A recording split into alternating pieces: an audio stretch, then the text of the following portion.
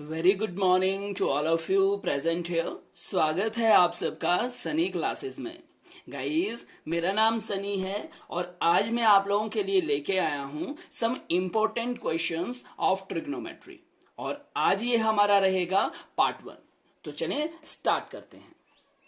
यह है गाइस आप लोगों का क्वेश्चन नंबर फर्स्ट, जिसमें दिया गया है in triangle ABC right angle at B AB is equal to 24 centimeter, VC is equal to 7 centimeter, then you have to find the value of sin A cos A and sin C cos C। तो चलें guys solve करना start करने। देखें guys, सबसे पहले तो आप लोग क्या करें, यहां से बनाएंगे हम लोग राइट एंगल ट्राइंगल। तो सबसे पहले मैं बनाऊंगा right angle triangle ABC। So let us create a right angle triangle first. अब आप लोगों को पता है गाइस राइट एंगल ट्राइंगल क्या होती है। तो ऐसी ट्राइंगल जिसका एक एंगल 90 डिग्री होता है उसे हम लोग बोलते हैं राइट एंगल ट्राइंगल। अब यहां पे ये है ट्राइंगल आपके पास right angle triangle because here this angle is 90 degree. अब गाइस क्वेश्चन में बोल रखा था कि राइट एंगल एट बी, मतलब 90 डिग्री का एंगल कहां पे होगा, बी पे बनेगा। तो ये मैंने इसको कंसीडर कर लिया बी। बाकी बचे हुए दो पॉइंट, एक को हम लोग ए कंसीडर कर लेंगे और एक को अपन कंसीडर कर लेंगे सी। तो यहां से राइट एंगल ट्राइंगल बन गया ए बी सी। अब गाइस इस ट्राइंगल में आपके पास दिया गया है कि ए बी का वैल्यू है 24 सेंटीमीटर। तो ए बी ये है हमारे पास और इसका वैल्यू दिया गया है 24 सेंटीमीटर। BC की बात करें गाइस तो BC आपके सामने है 7 सेंटीमीटर। आपसे बोला क्या गया है, तो आपको बोला गया है गाइस कि आपको साइन ए का वैल्यू फाइंड करना है, कॉस ए का वैल्यू फाइंड करना है, साइन सी का वैल्यू फाइंड करना है और कॉस सी का वैल्यू फाइंड करना है। तो देखें गाइस, अगर आप लोगों को कोई भी ट्रिग्नोमेट्रिक फंक्शन फाइंड करना हो तो फर्स्ट ऑफ ऑल आपको राइट एंगल ट्राइंगल की तीनों साइड्स पता होनी चाहिए। अब अगर यहां पे बात करें तो मेरे पास गाइस दो ही साइड पता है, तीसरी साइड पता नहीं है। तो पहला कंसेप्ट रहेगा ट्रायंगल की थर्ड साइड फाइंड करना। और ये कैसे फाइंड करेंगे गाइस, तो ये हम लोग फाइंड करेंगे with the help of Pythagoras theorem. यहां पे जो भी कवर करवाने वाला हूं गाइस, इसको देखने से पहले आप लोग कंसेप्ट्स ऑफ ट्रिग्नोमेट्री जो मेरा प्रीवियस सेशन था उसको आप लोग जरूर देख लें, वो आप लोगों के लिए बहुत हेल्पफुल होगा। सारी चीजें आप लोगों को यहाँ पे समझ आनी स्टार्ट हो जाएंगी या सारी चीजें यहाँ पे आप लोगों को कवर होती रहेंगी। चलिए तो देखें गाइस, मैंने यहां पे लिख लिया in right angle triangle ABC।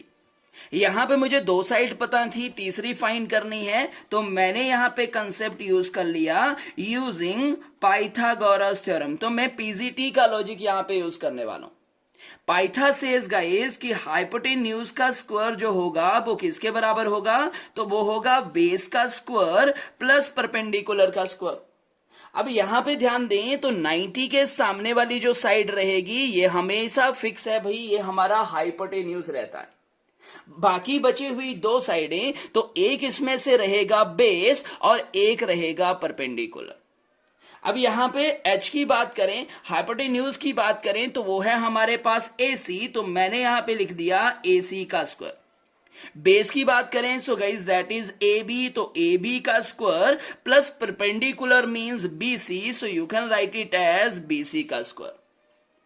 अब गाइस आगे देखें, यहां पे वैल्यू सब्स्टिट्यूट करें so we can write it as AC square is equal to AB का वैल्यू 24 है, so you can write it as 24 का square plus guys BC, so the value of BC is 7, so here it becomes 7 square।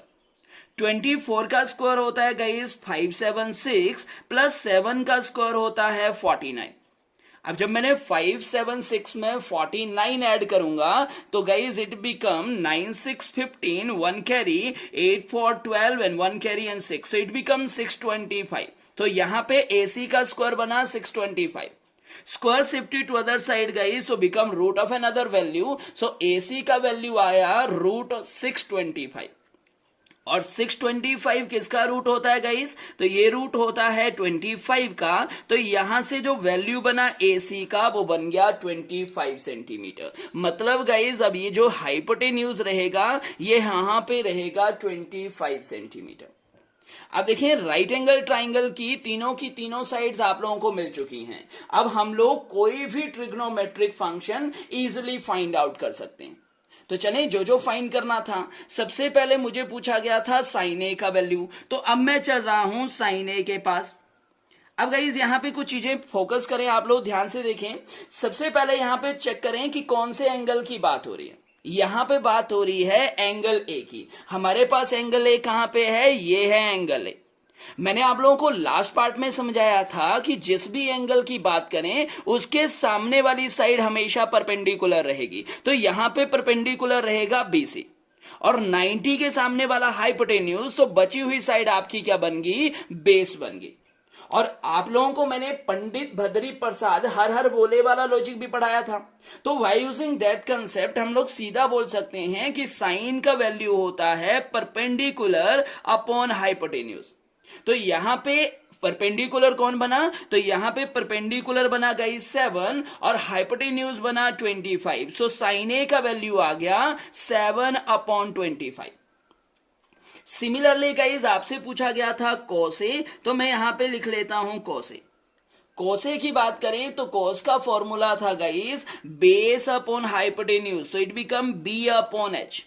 और यहां पे फिर से guys बात हो रही है एंगल ए की, तो ये है एंगल ए, एंगल ए के सामने परपेंडिकुलर, ये बना आपका बेस, 90 के सामने हाइपोटेन्यूज, तो अगेन बेस का वैल्यू आया 24 और हाइपोटेन्यूज बना 25। तो यहां पे कॉस ए का वैल्यू बना 24/25।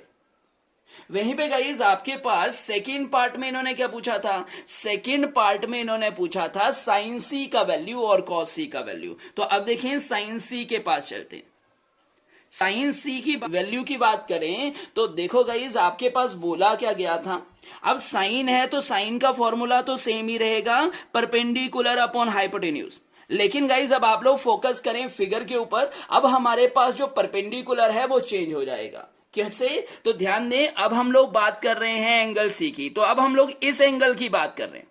क्या पढ़ाया गया था, 90 के सामने वाला हाइपोटेन्यूज, और जिस एंगल की बात करें उसके सामने परपेंडिकुलर। तो अब परपेंडिकुलर जो बनेगा गाइस वो ए बी बन जाएगा, और बची हुई जो साइड है आप लोगों का वो बेस बन जाएगा। तो अब बीसी बेस बन जाना है और ए बी परपेंडिकुलर बन जाना है। तो देखो गाइस यहां पे परपेंडिकुलर और बेस ने अपनी पोजीशन इंटरचेंज कर ली। ये मैंने लास्ट कंसेप्ट में आप लोगों को पढ़ाया भी था, लास्ट सेशन में मैंने ये बातें पढ़ाई थी आप लोगों को कि perpendicular and base can interchange their position. तो यहां पे इन्होंने पोजीशन चेंज कर ली है, that all depend upon the angle. तो अब हमारे पास था साइन सी, तो ये बना था P/H। तो अब देखें P कौन बना, तो P बना guys A B, that is 24। तो अब P बन गया है 24, हाइपोटेन्यूज तो फिक्स ही है गाइज 25। सो यहां पे साइन सी का वैल्यू बना 24/25। वहीं पे अगर आपसे पूछा था यहां पे cos C, तो cos का फॉर्मूला तो सेम ही रहेगा गाइस, बेस अपॉन हाइपोटेन्यूज। लेकिन फिर से एंगल सी की बात हो रही है, तो आप लोग फिगर पे चेक कर लें, एंगल सी के सामने परपेंडिकुलर ये बना, तो ये आया आपका बेस, कौन सा आया बेस, बीसी। तो बेस का वैल्यू यहां से आया 7 और हाइपोटेन्यूज का वैल्यू आया 25। तो इस तरह से आपका फर्स्ट क्वेश्चन कवर हो जाता है। आई होप आपको समझ में आया होगा। चलिए, यह है गाइज आप लोगों के पास क्वेश्चन नंबर 2, जिसमें आप लोगों के पास गिवन दे रखा है कि 15 कॉट ए का वैल्यू है 8, तो आपको साइन ए और सीकेंट ए का वैल्यू फाइंड करना है। अब चले इस तरह के क्वेश्चंस को कैसे सॉल्व करेंगे वो देखते हैं। तो सबसे पहले गाइज आपके पास यहां पे दिया क्या गया है, तो आपके पास वैल्यू दिया है कि 15 कॉट ए का वैल्यू है 8।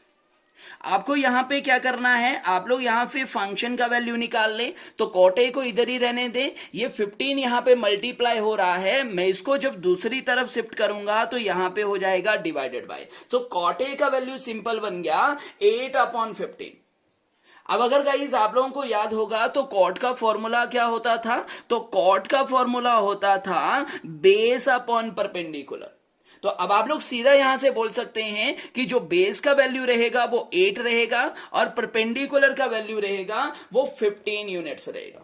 तो चलें यहां पे भी एक राइट एंगल ट्राइंगल पहले बना लेते हैं एंड उसके बाद आप बाकी के फंक्शंस को फाइंड करेंगे कि बाकी के फंक्शंस को यहां पे फाइंड कैसे करना है।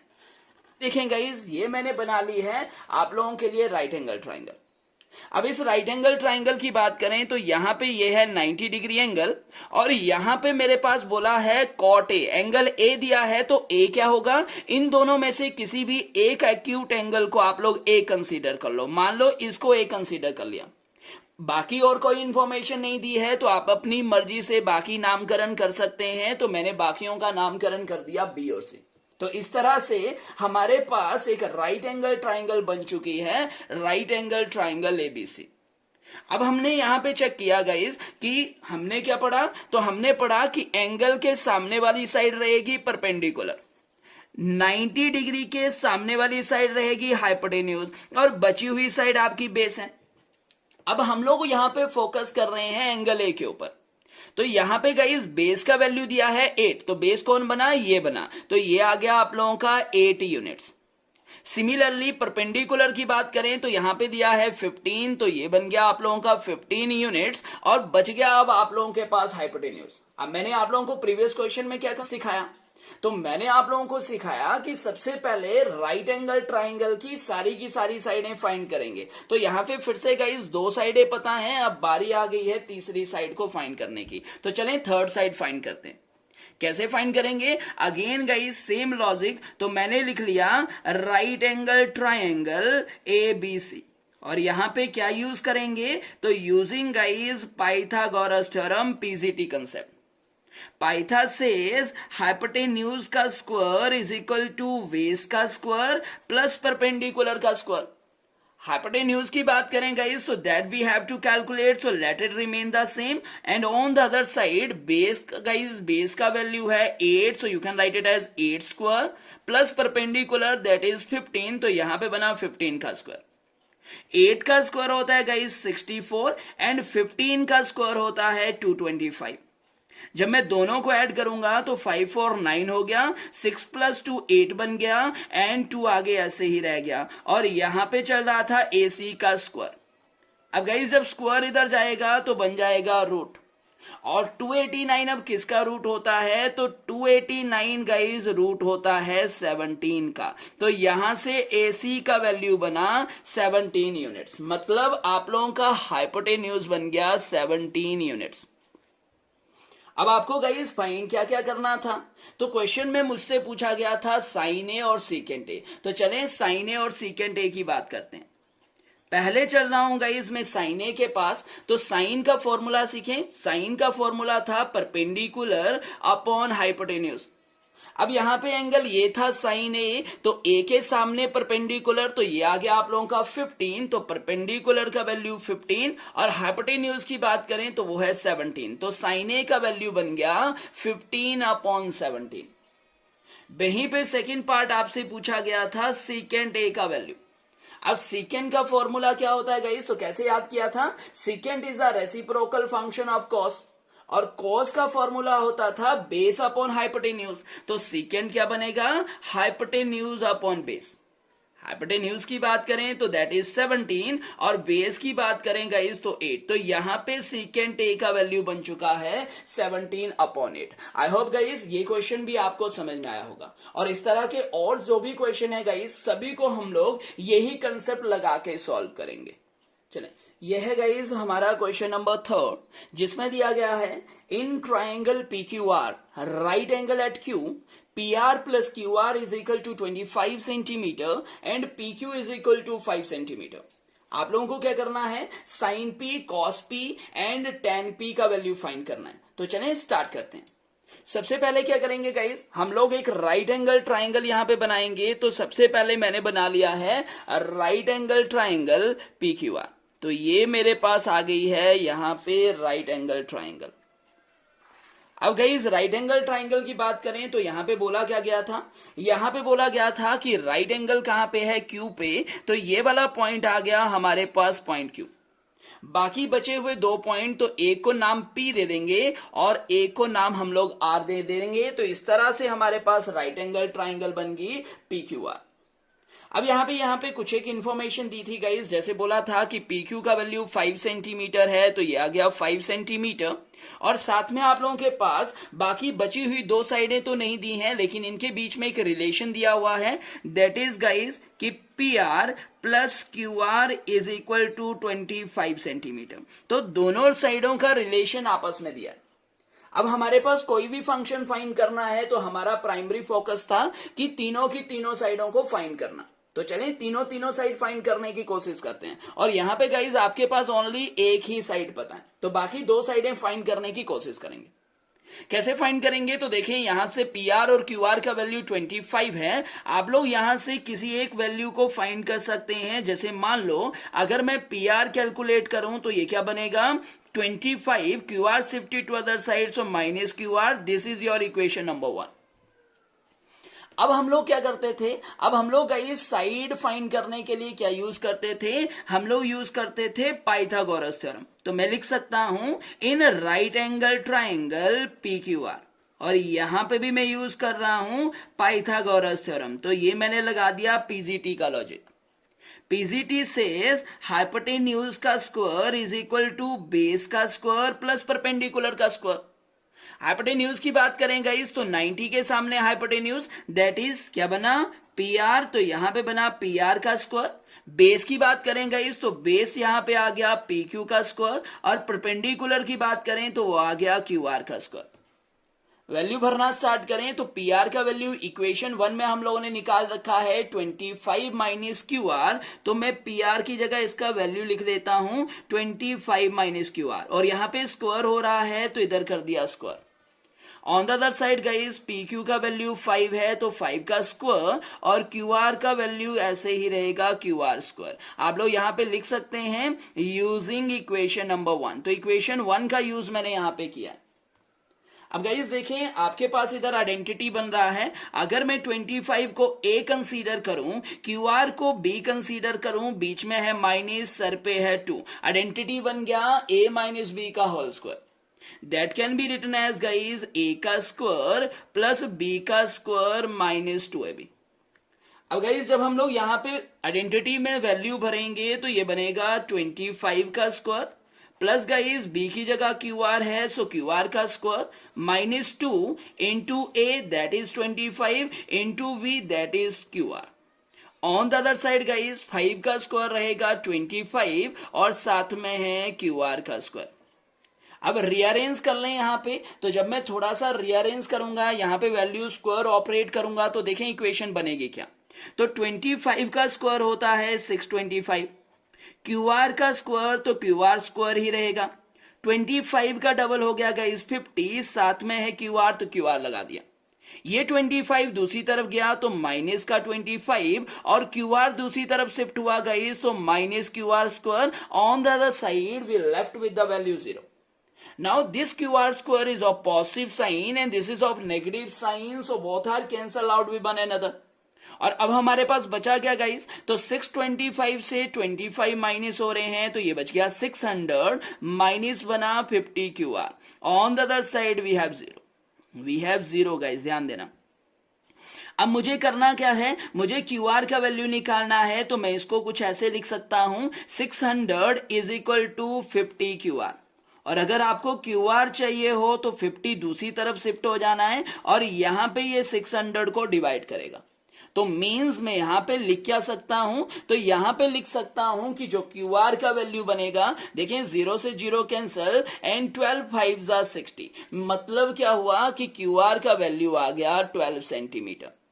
और अगर क्यू आर का वैल्यू 12 सेंटीमीटर मिल चुका है तो with the help of equation 1 आप लोग पी आर का वैल्यू भी फाइंड कर सकते हैं। तो आप लोग चेक कर लें इक्वेशन 1 क्या था, तो मैं सीधा लिख देता हूं फ्रॉम इक्वेशन 1। इक्वेशन 1 था गाइस कि P R is equal to 25 minus Q R. तो क्यू आर का वैल्यू यहां पे आ रखा है 12। तो यहां पे जब मैंने 25 से 12 माइनस किया तो कितना बचा, तो ये बचेगा 13 सेंटीमीटर। तो पी आर का वैल्यू आ गया 13 सेंटीमीटर। चलें फिगर पे चलते हैं। तो फिगर पे क्या क्या पता चल गया गाइस, तो पी आर का वैल्यू 13 पता चला है, तो ये है पी आर, तो ये आ गया 13 सेंटीमीटर। क्यू आर का वैल्यू 12 पता चल गया है, तो ये क्यू आर आ गया 12 सेंटीमीटर। अब आपके पास फाइंड क्या क्या करना था, तो मुझे साइन पी, कॉस पी और टेन पी फाइंड करने थे। अब अगर आप लोग ध्यान देंगे इस, तो हर एक क्वेश्चन में बात की जा रही है एंगल पी की, तो आप लोग फोकस करेंगे एंगल पी के ऊपर।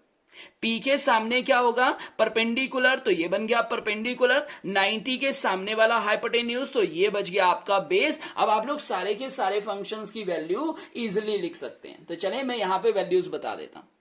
सबसे पहले हम लोग चलेंगे साइन पी के पास। तो फॉर्मूला क्या था साइन का, परपेंडिकुलर अपॉन हाइपोटेन्यूज। अब यहां पे परपेंडिकुलर आपके पास बना है 12, हाइपोटेन्यूज बना है गाइस 13, तो 12/13 जो है वो यहां से आपका बन जाएगा आंसर। आप लोग फिगर चेक कर लें, वहां से आपको चीजें क्लियर हो जाएंगी। सिमिलरली कॉस्पी की बात करें तो कॉस्पी का फॉर्मूला क्या था, बेस अपॉन हाइपोटेन्यूज, और बेस है यहां पे 5, हाइपोटेन्यूज है 13, तो ये बन गया 5/13। वहीं पे गाइज अगर आप लोग 10p की बात करें तो 10 का फॉर्मूला परपेंडिकुलर अपॉन बेस होता है, तो परपेंडिकुलर है 12 और बेस है यहां पे 5, सो 12/5 इसका आंसर रहेगा। तो इस तरह से क्वेश्चन हमारा सॉल्व होता है। आई होप गाइज आपको क्वेश्चन समझ में आ रहे होंगे। अगर चीजें बढ़िया लग रही हैं, क्वेश्चन समझ में आ रहे हैं, तो चैनल को जरूर सब्सक्राइब कर लें और बाकी फ्रेंड सर्कल के साथ भी शेयर करें। और अगर आप लोगों को किसी भी पर्टिकुलर टॉपिक के ऊपर गाइस कोई भी वीडियो चाहिए हो तो कमेंट बॉक्स में जरूर मेंशन करें, आप लोगों के लिए नेक्स्ट वीडियो में उसी टॉपिक पे लेके आऊंगा। यह है गाइस हमारे पास next question, sine 30 degree plus tan 45 minus cosecant 60 divided by secant 30 plus cos 60 plus cos 45। और हमें यहाँ पे इस क्वेश्चन को क्या करना है, इवेल्युएट करना है, यहां से फाइंड आउट करना है कि इसका आंसर कितना आएगा। तो चलें गाइस इस तरह के क्वेश्चन को कैसे सॉल्व करेंगे। तो यहां पे गाइस जब भी आप लोगों को इस तरह के क्वेश्चंस देखने को मिलते हैं तो सबसे पहले हम लोग फोकस करेंगे अपने एंगल्स के ऊपर कि यहां पे जो एंगल हमारे पास दिए गए हैं कि क्या वो स्टैंडर्ड एंगल हैं कि नहीं। और अगर वो एक स्टैंडर्ड एंगल है, स्टैंडर्ड एंगल मतलब 0 डिग्री, 30 डिग्री, 45 डिग्री, 60 डिग्री और 90 डिग्री, अगर वो ये स्टैंडर्ड एंगल हैं तो हम लोग डायरेक्टली उनका वैल्यू सब्स्टिट्यूट करेंगे और प्लस माइनस करके उसको कैलकुलेट करेंगे, जो भी आएगा that will be the answer. तो चलिए स्टार्ट करते हैं। अब गाइस इनकी वैल्यू कैसे याद रखनी है, तो ये मैंने आप लोगों को प्रीवियस वीडियो कंसेप्ट्स और ट्रिग्नोमेट्री में पूरा डिटेल से बताया है, टेबल याद कैसे करना है, तो वहां पे आप लोग उस सेशन को जरूर देख लें गाइस। अब देखिए साइन 30 की बात करें तो साइन 30 का वैल्यू होता है 1/2 प्लस गाइस tan 45, तो tan 45 का वैल्यू होता है 1 माइनस है कॉसिकेंट 60, तो कॉसिकेंट 60 का वैल्यू नहीं याद है तो कैसे बताया था, साइन 60 सोचो, साइन 60 होता है √3 डिवाइडेड बाय 2, तो √3 डिवाइडेड बाय 2 का रेसिप्रोकल होगा 2 divided by √3 divided by guys second 30, second is the reciprocal function of cos, तो कॉस 30 का वैल्यू होता था √3 डिवाइडेड बाय 2, तो यहां पे भी रेसिप्रोकल हो रहा है तो 2 divided by √3 plus guys cos 60, तो cos 60 का वैल्यू 1/2 होता है प्लस cos 45, तो cos 45 का वैल्यू होता है, यहां पे गाइस ध्यान दें cot 45 था ना कि cos 45, तो cot 45 का वैल्यू होता है गाइस 1। अब चले यहां पे सॉल्व करते हैं तो देखें क्या होगा। अब यहां पे फ्रैक्शनल वैल्यू है, बीच में प्लस माइनस का साइन है, so only LCM will be the method. तो अपर पार्ट की बात करें गाइस तो यहां पे डिनोमिनेटर में कुछ नहीं है, आप लोग 1 लिख सकते हैं। 2, 1 और √3 का एलसीएम कितना आएगा, तो ये एलसीएम आएगा 2√3। 2 को 2√3 बनाना है तो यहां पे सिंपल बनेगा √3 प्लस गाइज यहां पे 1 है तो सीधा 2√3 से मल्टीप्लाई हो जाएगा, और यहां पे √3 है तो मल्टीप्लाई होगा 2 से, तो 2 ऑलरेडी था, एक और 2 आ गया तो 2 2 जा बन गया 4। डिनोमिनेटर की बात करें गाइस तो यहां पे भी सेम ही लॉजिक रहेगा, 2 और √3 का एलसीएम आएगा 2√3, यहां पे बन जाना है गाइस 4 प्लस बन जाना है √3 और प्लस बन जाएगा 2√3। अब ध्यान दें, अब आपके पास यहां पे क्या करेंगे, जो मेजर डिवाइड का साइन है उससे नीचे वाली टर्म को शिफ्ट कर देंगे ऊपर की तरफ, और जैसे ही टर्म ऊपर जाएगी तो वहां पे बन जाएगा उसका रेसिप्रोकल। देखना पहले तो 2√3 में √3 ऐड हो रहा है सो इट बिकम 3√3, आगे है -4 डिवाइडेड बाय गाइस 2√3, और डिनोमिनेटर की बात करें तो ये 2√3 जब मैंने शिफ्ट किया तो ये पहुंच गया न्यूमिनेटर पे और ये वाला टर्म पहुंच गया डिनोमिनेटर पे, और ये टर्म कितना बन रहा है, तो 2√3 में √3 ऐड हो रहा है तो ये बन गया 3√3 और साथ में यहां पे है +4, तो ये समवेयर कुछ ऐसे बन गया। अब गाइस 2√3 से आप लोग सीधा 2√3 को कैंसिल कर सकते हैं, तो हमारे पास वैल्यू बचा कितना, तो हमारे पास वैल्यू बचा गाइस 3√3 -4 डिवाइडेड बाय 3√3 + 4। अब गाइज यहां पे ध्यान दें, अब आपके पास है फ्रैक्शनल वैल्यू और साथ में यहां पे डिनोमिनेटर पे फोकस करें तो यह है रूट की फॉर्म में। अब कंसेप्ट क्या बोलता है गाइस, कंसेप्ट बोलता है कि डिनोमिनेटर कभी भी रूट की फॉर्म में नहीं होना चाहिए। तो हम लोग क्या करेंगे, हम लोग इसका करेंगे रैशनलाइजेशन, और जब भी रैशनलाइजेशन किया जाता है तो सेम नंबर से मल्टीप्लाई कर देते हैं, सेम नंबर से डिवाइड, बस उसके बीच का साइन हो जाता है चेंज। तो मैंने डिनोमिनेटर का रैशनलाइजेशन कर दिया तो प्लस की जगह आ गया माइनस। अब अपर पार्ट अपर से मल्टीप्लाई होगा और लोअर पार्ट लोअर से। अपर पार्ट में ध्यान देंगे इस, तो आप लोगों के पास है 3√3 -4 और यहां पे भी है 3√3 -4। तो आप लोगों के पास ये इकट्ठा कंप्लीट करके मल्टीप्लाई करके रन बन गया 3√3 -4 का होल स्क्वायर। और वहीं पे डिनोमिनेटर की बात करें तो ये बना 3√3 + 4 और मल्टीप्लाई होगा 3√3 -4 से। अपर पार्ट की बात करें गाइस तो यहां पे भी आइडेंटिटी बन रहा है, कौन सा, तो यहां पे बन रहा है a - b का होल स्क्वायर। तो ये बनेगा a का स्क्वायर प्लस बनेगा b का स्क्वायर माइनस होगा 2ab। और वहीं पे डिनोमिनेटर की बात करें तो यहां पे आइडेंटिटी बन रहा है a + b into guys a - b, एक जगह प्लस है एक जगह माइनस, तो ये आइडेंटिटी बनेगा a² - b² के बराबर। चलें तो यहां पे सॉल्व करें, a का स्क्वायर मतलब गाइस 3√3 का स्क्वायर प्लस आ गया b का स्क्वायर, तो दैट इज 4 का स्क्वायर -2 इंटू a की बात करें तो 3√3 और b की बात करें तो 4। डिनोमिनेटर पे चेक करें गाइस तो a² - b² मतलब 3√3 का स्क्वायर माइनस बनेगा 4 का स्क्वायर। अब यहां पे स्क्वायर ऑपरेट करें तो देखें 3 का स्क्वायर हो गया 9, √3 का स्क्वायर आया 3, तो 9 इंटू 3 सीधा बन गया 27। 4 का स्क्वायर हो गया गाइस 16, और यहां पे देखें तो 3 2 जा 6 एंड 6 4 जा 24, तो यहां पे बन गया 24√3। डिनोमिनेटर की बात करें तो डिनोमिनेटर में भी सेम ही बन रहा है कुछ, 3 का स्क्वायर 9 और √3 का स्क्वायर 3, तो 9 इंटू 3 हो गया 27 माइनस गाइस 4 का स्क्वायर हो गया 16। अब आगे देखें आप लोग तो आगे कितना बना, प्लस हो रहा है यहाँ पे, तो 6 एंड 7 कितना हो गया, तो ये बन गया 13, 2 एंड 1 कैरी कितना हो गया 3 और 1 4, तो 43 बन गया गाइस।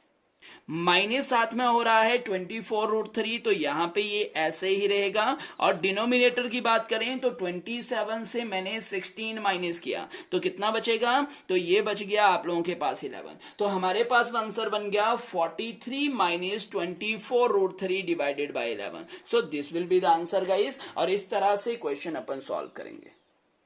चलिए ये है गाइज आप लोगों के पास नेक्स्ट क्वेश्चन, जिसमें आप लोगों के पास दिया गया है 1048 degree into 1023 degree into 1042 degree into 1067 degree, it should be equal to 1। तो आप लोगों को ये सारी की सारी वैल्यू 1 बनानी।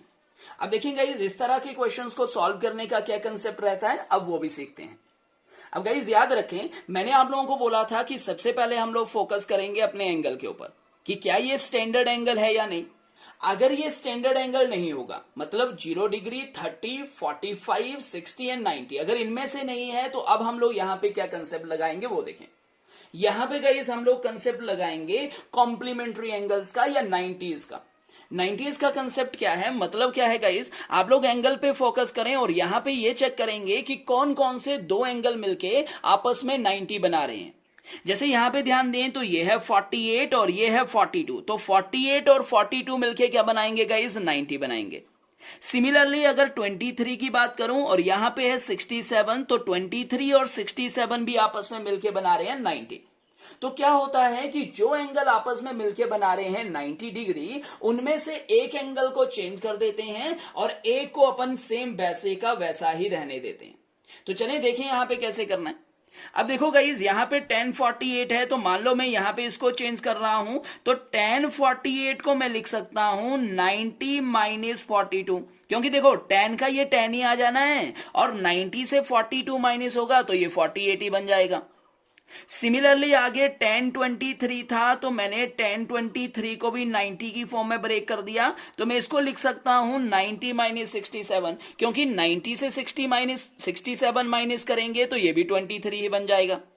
अब देखेंगे इस 48 और 42 मिलके बना रहे थे 90, तो 48 वाला मैंने चेंज कर दिया, तो अब 42 वाले को चेंज नहीं करेंगे, late it remain the same. Similarly 1067, तो इसका पेयर था 23, तो 23 को चेंज कर दिया है, तो अब 67 को ऐसे ही रहने दो। अब यहां पे गाइस आप लोगों का लॉजिक बन रहा है, कंसेप्ट बन रहा है, 1090 42 को मान लें theta, so it become 1090 minus theta, और 1090 माइनस थीटा किसके बराबर होता है, कॉट थीटा के बराबर। तो यहां पे गाइस 1090 माइनस 42 सीधा बन गया कॉट 42, थीटा की जगह 42 है तो कॉट 42। सिमिलरली 1090 माइनस 67 क्या बन जाएगा, तो ये बन जाएगा कॉट 67, और आगे बात करें तो 1042 into guys 1067 as it is ही रहेगा। अब कॉट किसका रेसिप्रोकल फंक्शन होता था, तो कॉट रेसिप्रोकल फंक्शन होता था 10 का, तो कॉट 42 को मैं लिख सकता हूं 1 डिवाइडेड बाय 1042। सिमिलरली कॉट 67 को लिखा जा सकता है 1 डिवाइडेड बाय 1067, और बाकी गाइस 1042 इंटू 1067 ऐसे ही रहेंगे। अब गाइस 1042 से सीधा 1042 कैंसिल, 1067 से 1067 कैंसिल, सब कुछ कैंसिल हो गया, तो बचा क्या 1, और यही हमारी राइट हैंड साइड थी। तो आई होप आपको गाइस ये क्वेश्चन भी समझ में आया होगा। तो इस तरह के क्वेश्चन अपन सॉल्व करेंगे।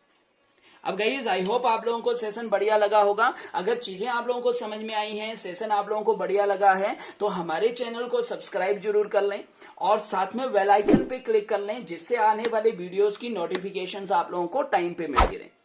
अपने फ्रेंड सर्कल के साथ भी हमारी वीडियोस को शेयर जरूर करें गाइज। सो आज का सेशन गाइज यहीं पे कवर करते हैं, बाकी मिलेंगे अब हम लोग नेक्स्ट सेशन में। Till the time okay, bye bye, take care and have a nice day guys. Okay guys, thank you and bye bye.